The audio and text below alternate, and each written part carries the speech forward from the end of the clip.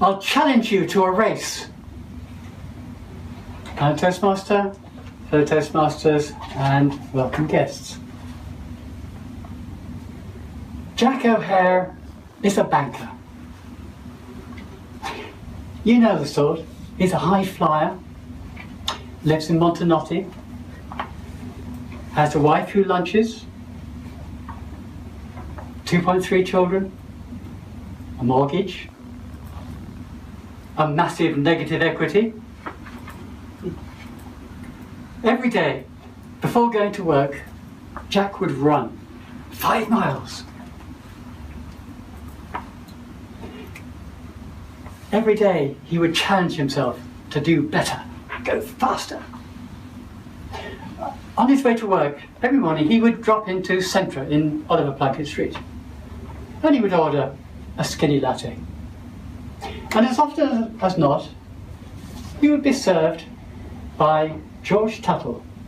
Now, George is the exact opposite of Jack. He's contentedly married, lives in Douglas, walks to work every morning, enjoys the fresh air, and loves life. And where Jack is always in a hurry, George takes time. He finishes everything, he gets it right. It may take a little bit of time, but in the end, he gets there. On the other hand, Jack rushes through life as if he's being chased by all those clients from whom he made those millions. You know, selling strange, ingenious, and totally incomprehensible financial products. When they meet up that morning over the skinny latte, Jack is very chatty. That morning, he'd done his 5 miles in record time. As he said, I completely killed it this morning. And he was very disappointed when Jack didn't seem to be at all impressed. Well, I walked to work this morning in 35 minutes. It was great. Okay, but walking is not the same as running. But I'm as fit as you. I walk every day. I run every day. I run 5 miles every day. You can't possibly be as fit as me. Well, okay. I reckon I'm as fit as you. So put your money where your mouth is. Okay, let's have a race. On Saturday, we'll race from Grand Parade out to the Angus Rest. My wife is lunching at the Angus Rest, so she can give us the lift back. You're on. So, in the next few days, Jack really steps up his training. Instead of running 5 miles, he runs 10 miles. Even though the race is only going to be just over 4 miles, but he gets better and better each time.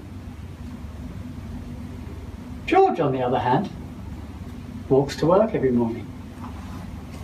Same old way, no faster, no slower, just the same time. Saturday came. They meet at Finn's Corner. And Jack says, look, I'll give you a chance. You can start 10 minutes ahead of me. And then at least you'll have some chance of winning. I don't need any help from you. Sod it. I'll just do it myself. I'll beat you without any help. Okay, suit yourself. See you at the Angus Rest. And off he goes at a steady pace down Washington Street. And George sets off at a steady walking pace. Now, by the time Jack reaches the gates of UCC, there's no sign of George. So he says, well, I've got time, haven't I? Yeah, I'll just pop into the cafe here and I'll have a soft drink keep the water level up, etc. So in he goes to the cafe, and he orders his drink, and it's a beautiful day, so he sits outside, and he sits down, he has a sip of his drink, he closes his eyes for just a second, and in the blink of an eye, he falls asleep. George, in the meantime, is coming round the corner, his steady pace, and passes by. Jack wakes up with a start. I shouldn't have fallen asleep. Where's George? There's no sign of him. So he gets up, spills his drink over the lady in the next table, and without a second's thought, he runs down the road.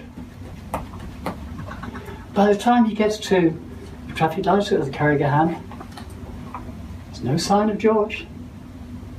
He goes round the corner, and there, ahead of him, is the Angler's Rest. And walking into the forecourt is George.